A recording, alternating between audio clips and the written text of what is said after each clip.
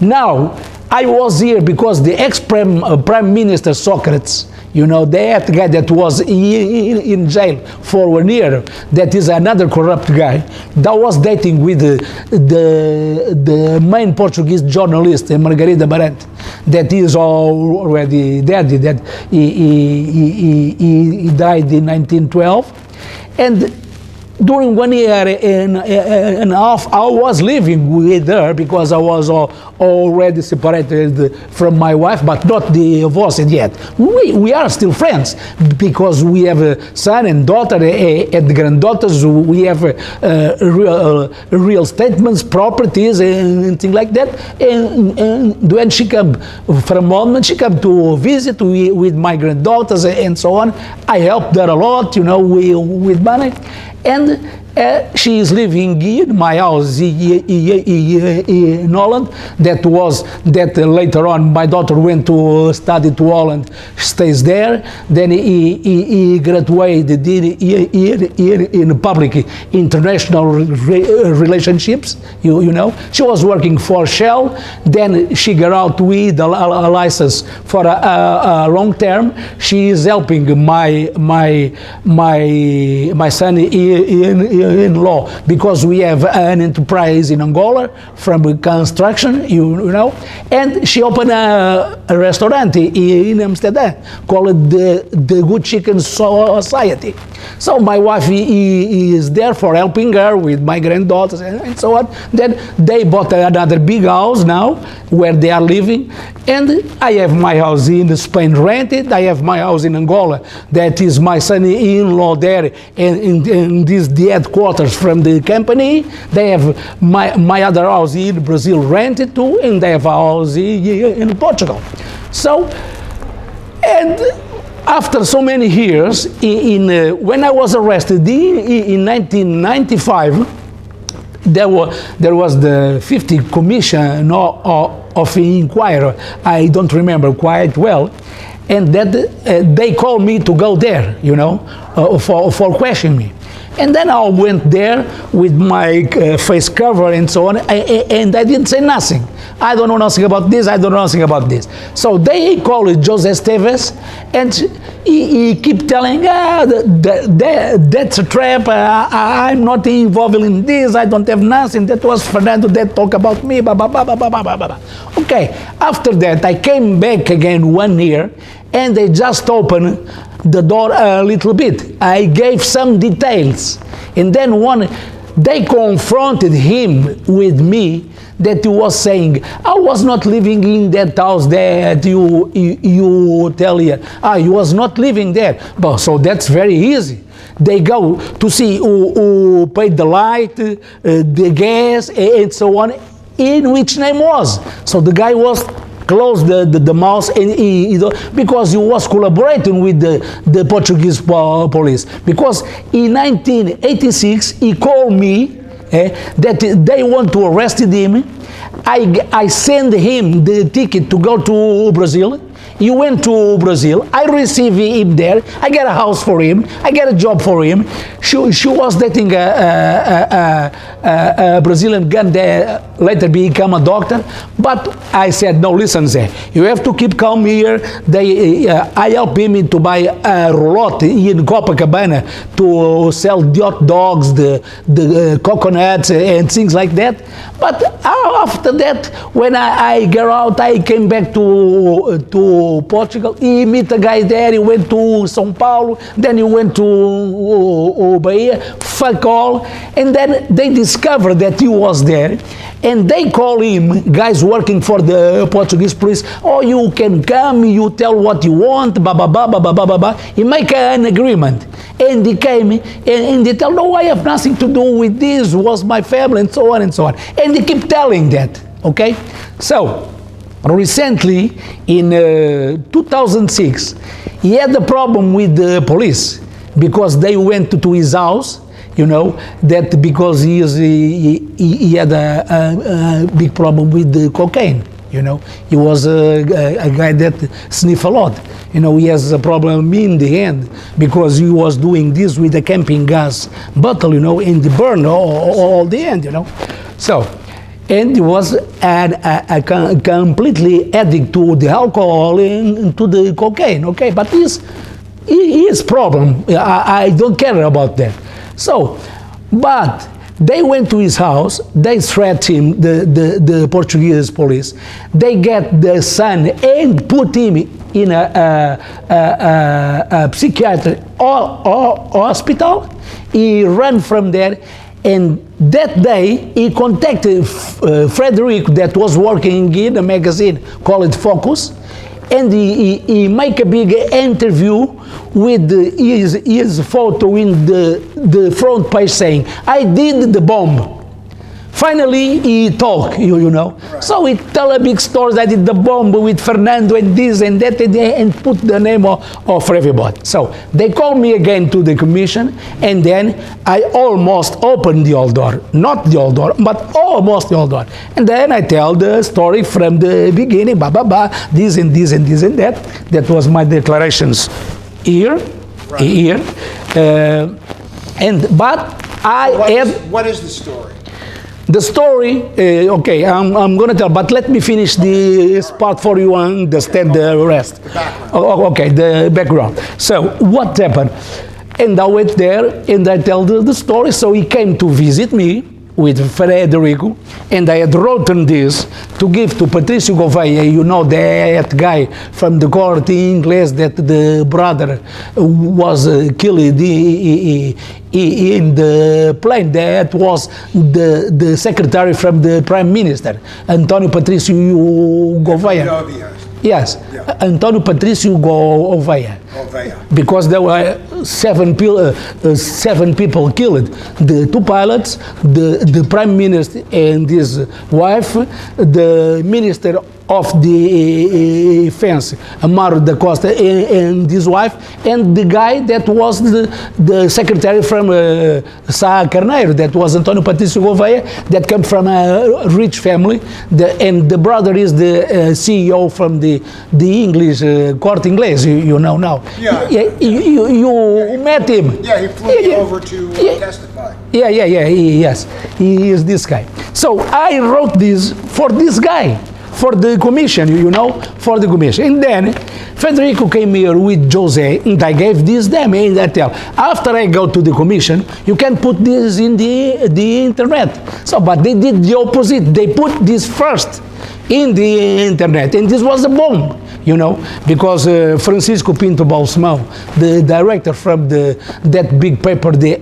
Express, sued me for saying that was defamation and things like that, but I win again. He lose because he was involved too. He knew that this was going to happen because he was the Portuguese with the settlement in the Bilderberg group. He always went there, and every year he invited two guys there to go there. Now it's Durão Barroso that is now in the Goldman Sachs. You know, it's another scandal. It's another scandal. This is a fucking country that only the poor people come to the prison. You know, the politicians, the bankers, they fuck all the country, millions and millions, and they have their houses, their cars. Nothing happened because they are all involved. You know, it doesn't matter if it's the Socialist Party, if it's the Social Democratic Party, the Christian Democratic Party.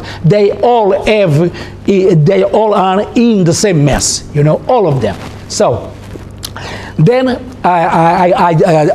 they call me to the commission, but they call me from one day to another, you know. And then I went there, and when this was open, the second, I said, I have nothing to declare, because if you want me here, you need to tell me at least with 1 week. For I prepare, because I have many things to show you. I have photos, I have declarations, I have papers. I'm not coming just telling a story. You asking me, and I tell what you want to hear. No, this is a story with head, members, and everything, with the beginning and the end. Oh, okay, so they said, okay, when you want to come? Oh, well, I want to come in 15 days. So I prepared with the curriculum from all the members of the parliament, who they were, they get all these information. I sent back my papers, books talking about me, my connection with Stasi, the girl that put me there, the book that she dedicated me, the other books they talk about me. That woman is still alive, by Yeah, still alive. working with the refugees. Yes, he is Uta Gervek. She works. I tried to call her, but she wouldn't answer. Yeah, she worked that time for that organization that the church council, you know, she went to China, she went to Egypt, but that was a camouflage. She's a communist. Yeah, she is a camouflage. That was a camouflage. She working for the Stasi, you know. Because this organization was made by that time the Democratic German Republic. You know, So I used to be in touch with this guy Julius Mader. yes, I know them. Who wrote Who's Who in the CIA. Yes, I know that. I know. They sent me a list of the 500 CIA fronts. Listen, I'm gonna tell. I was the first one to get it. No, I'm gonna tell you this a simple thing. My code name in Stasi was Felix Baumgarten. My code name, okay? Right. I passed to the other side so many times with her, just showing a German passport. Nobody asked me nothing, not one side. That's it. I went to Potsdam Heights. I was inside there. They showed me everything. But at the same time, I noticed CIA about that, so I was doing a double paper, you know. When they were constructing the American embassy, the Russian embassy in the United States, that they did that tunnel, you know. I told Frank Carlucci that they know a long time ago the tunnel exists, and they don't believe me. They said, no, when do you get this information? From the Stasi, they told me. So, and after 1 year, giving false informations, always they closed the tunnel, you know. This was another scandal. That was another scandal, a big scandal, you know. So, and Uta was with me. We were like a couple, you know. We slept together. We went together. He came to Portugal. She wanted me divorced from my wife to marry with me, and so on. And and I'm going to tell you the funny thing. In 1994, I received it in Brazil, and I have photos that I sent to the parliament. I had a boat in Brazil, a yacht that can go to Argentina, to all the coast, you know, Brazilian coast and Suriname. And I received, do you know who in Brazil? I have the photos, Uta Gerveken and Marcus Wolf, Micha. You know, the director from Stasi, that during 30 years, nobody has a photo from him. And I have this photo in my boat, you know, and I give to the Portuguese parliament his photo there. So, now let's begin with the real thing, the camera thing, okay, if you want. Is that okay? Okay, if you have anything else to say. Now you know that's a kind of a background that I have to explain you for you build a real story. Bona fides. Yeah, bona fides, yeah. Right. Okay, so just let me tell you another thing. Jose did a real dirty thing, because this guy, you don't know, but he has a mental problem, you know. He was to the Portuguese Air Force, and 1 year they expel him, you know. They write the paper that he was not a capable guy to be there, and so on. And Jose, that I help a lot with money, he was almost starving. He don't have money to pay the rent those days. I'm talking about 1977, 1978, 1979. He used to come to FDNRA at my house, to the Sheraton, and so on. His job in Camarate, if you put in a scale to 1 to 100, is 3%. because we did one thing. We built one bomb here that Jose built, really, you know, but the real bomb came from England, you know, was furnished by guys from the MI5 and the MI6, and was the wife from ancient colonel left that was living here in London, Canti Castro, Juanita Valderrama, from Puerto Rico, that came to give me this. Then we mounted here, me and Frank. Frank came to the United States because I was with Frank in Angola, because Frank had so many faces, you know. Frank was a guy that if you pay him, he works for you. If another guy pay him, he works for the other. But was a guy very clever. He wouldn't work for the communists. Never. He never worked. Well, you work with Castro and with Guevara, because those days the CIA was giving the guns to them when they were at Sierra Maestra. He told me the whole story, you know. Right. Frank was a guy very smart, very, okay, yes, you can say he have a dark past. I have a dark past too, and many killers and many people killed because us and things like that. But above all, Frank was a friend of a friend, you know. He never betrayed a friend, Frank. Frank, if you need him, you call him. He was in Philippines, and we'll take a plane, and you will come immediately, okay? So I was with him in Angola. I introduced him to Chipenda. I introduced him to Alden Roberto, and then later on... Who introduced you to Frank? Who introduced me to Frank was Gary Van Dyke, the South African Army. Right. Yeah, the South African Army. Because Gary Van Dyke, those days, although he was working for the South African Secret Service, he was recruiting mercenaries too, and people like that, you know. He was in Rio de Janeiro. He has a book with that guy from the train robbery, Ronald Biggs, you know, he was there with photos and things like that. Then later on I talked with Ronald Biggs, and he confirmed me the story there and so on. So Gary introduced me Frank in London. So later on, when they called me to prepare this operation, and I said, okay, but I need the guy to do this that you know very well, that worked for you too. Who? They said, Frank. Frank Sturgis? Yes, Frank Sturgis. Well, let us think, okay? And 24 hours later, they said, okay, we contact Frank. Frank will meet you in Lisbon the next week.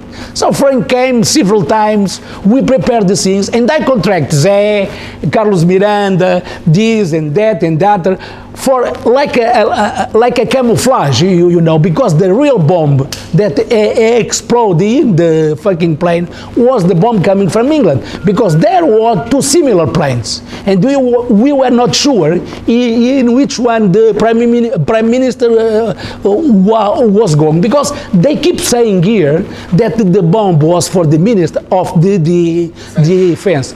Okay. Also, but mainly the bomb was for the prime minister. Why? Because Carneiro was against the American policy, always. He didn't want to involve with the Americans. The guy from the Americans is Mario Suarez.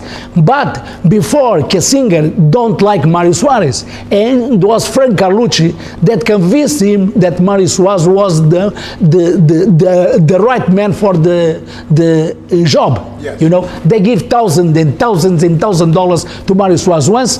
Usually, I took him 3 times in the car, in the back seat, laying down there to the embassy to talk with Carlucci. Other times I get bags to deliver him with money, cash, you know. So this, and Carneiro was against this policy, that he has a big problem. He got out from the party, and 70 deputies got out. He had an accident. He went to London because he had an accident in his yes. So he came back, and he was elected again as Secretary General from the Social Democratic Party. So then when Mauro da Costa get the briefcase about the traffic dealing with the Iran, the Iraq, and the Nicaragua Contras, you know, he said he talked with Sacarneiro, and Sacarneiro was supposed to win the elections, you know, and they were to divulgate that.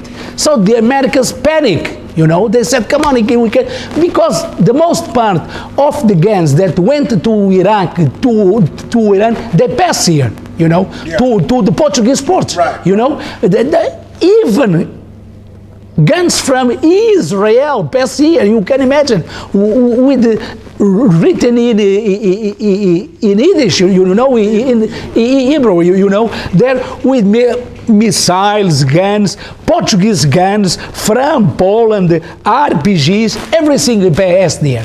Oliver North came a lot of times. Yes, I went to Paris 3 or 4 times. I talked with Kessing. We have at the Jos 5, we have at the Fouché meetings, and then they said they want to do it during the electoral campaign.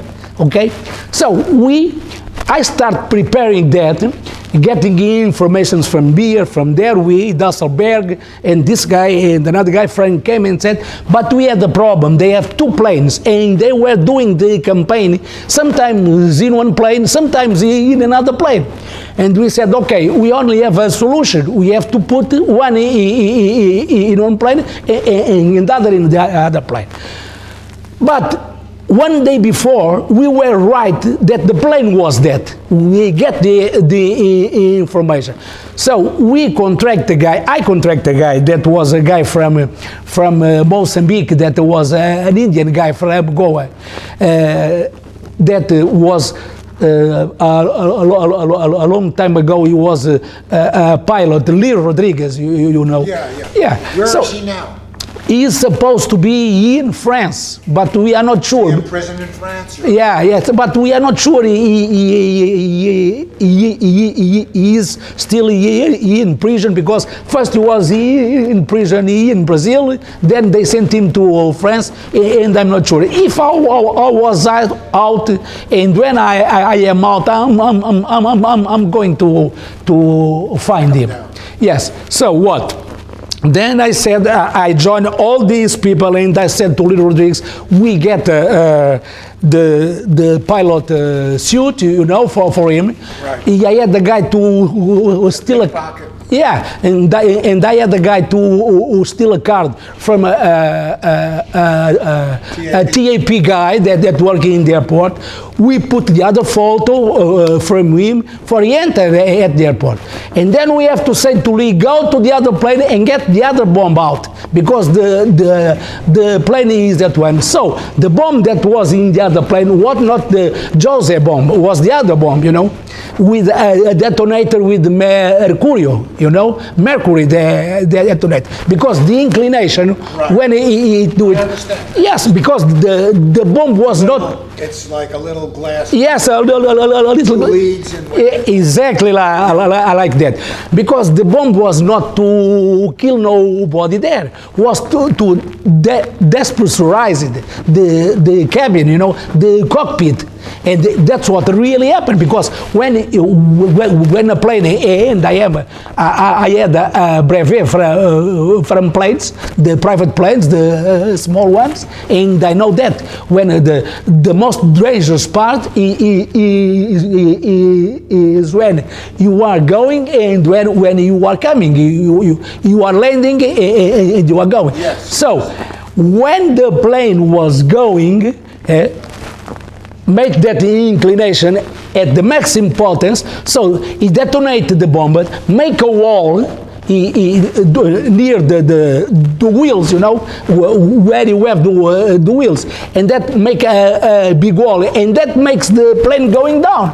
And when he going down, he crashed against those houses, but there was a first explosion, a small one, and from that hole fall the bag, fall the papers, and a lot of papers in the airport that when they made the first investigation, the papers were all along there, you know, and the bag was kept from a guy from the Judiciary Police, Vitor Pereira, that gave it to a guy that was that time the chief of the counter-terrorism. And when they saw the bag, they gave the bag to the embassy, you know, because and in the embassy they get all the papers and put it in a metallic bag to send to the United States. And then when I knew that, I could get in and I could consult that, but I couldn't enter with the camera because I had a mini camera, a Minolta, a Minax, but they don't let me know. So I get papers with the pencils and I take notes, quickly notes the most important thing names. And then I get out with this. Then Lucci asked me, why do you want to consult? No, I want to consult because if something happens tomorrow, I have to defend it by myself because there are many names there, many people involved there. Okay, but you take care with this shit. Okay. So, and then Jose, okay, that happens, and I went before we gave the bag to Lee Rodriguez. Then he came. Jose went home, and I stayed there with Frank. But we don't have any command or nothing like that. We just was watching, you know, and then. When the explosion happens, we went away. Frank took a plane the other day. He was at the Hotel Phoenix here. He took a plane the other day to England, and then you went to the United States. And then I stay calm here. That night, Jose appears in my house with the woman he lives, Gina, at time. He was in panic and said, hey, do you know that Sacarneiro was there? What? Sacarneiro? Don't tell me, because I made my role, you know. Oh, don't tell, we are fucked now, you're fucked. Okay, you sleep here tonight, let me talk, you know. Then I get my car and I get him. Let's talk with the major that they at time make the relationship with. Was fucking hell, you know, major. So many names. I have it here. I talk with him many times, and Jose came with me too. Because the guy was involved too.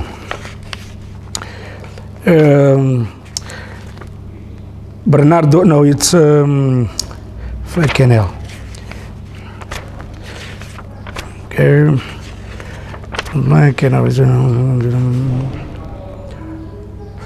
man, fucking shit.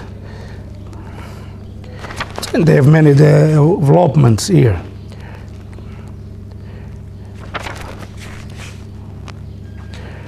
Okay.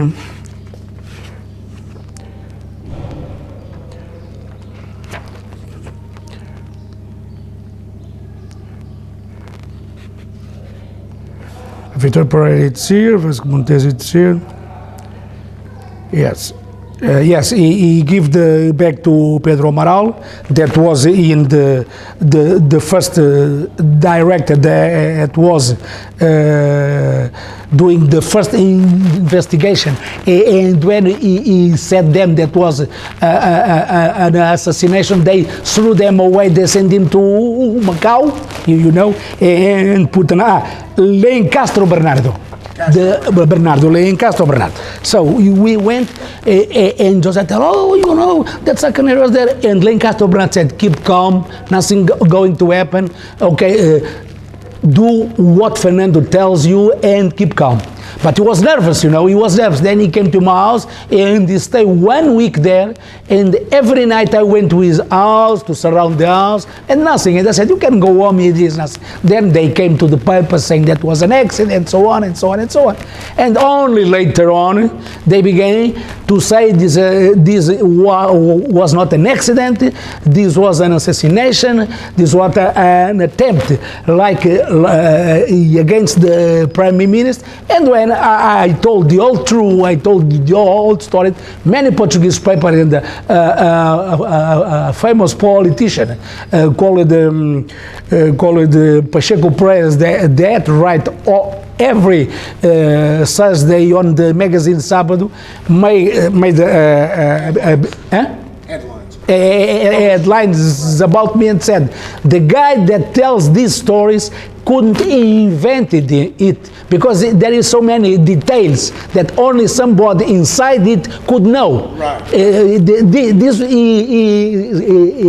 is not Bob. So I went for the last time to the commission.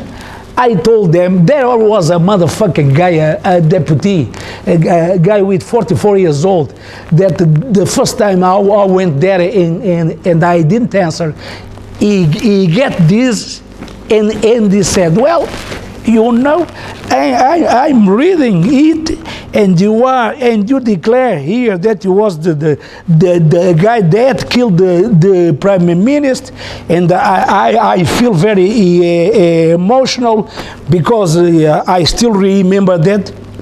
And you said that you killed the prime minister, but you don't know how many more killers people did you did along your life that working for the CIA. And I tell you, AJ, if I was not in jail, if I was outside and I would went there for my legs, you know, when the guy told me that, I would jump it and I would send, well, was the end of the world there. Then I look at him because I was sitting here and the guy was sitting next to me, and the president from the commission was here, and I said, look, my boy, I call him like that, look, my boy, I don't know who you are, or I know who you are. You are 44 years old. The death of Sacaneiro was almost 40 years. You have 4 or 5 years. How could you be emotional that time? And mainly, you call me terrorist, killer, and so on. I must say that terrorists and that are killing the Portuguese people by starving is the government that you make part now. That was the anterior government, you know. So the president said, okay, finish. And then I came back again, prepared with everything to tell the whole entire story. So, about Joseph, or finishing, the Portuguese police, and that's in the Federico book, wrote a paper to him and sent him to Badajoz, Spain, telling that he could come, that nothing happened to him. Okay, so later on, he became a Muslim, you know, for going to the Mesquita here, working for the police as an inside informator, you know. When the Muslims? Yes, the Muslim. He has an Arab name, Abu Salim. He was eating pork the other night, I'll tell you. Yes, you know, so the guy was a paranoid, you know. He liked that everybody talk about him, you know. He want protagonism, you know, just that, you know. So when they discovered there that he was working for the Portuguese police, they almost kill him. He has to run away.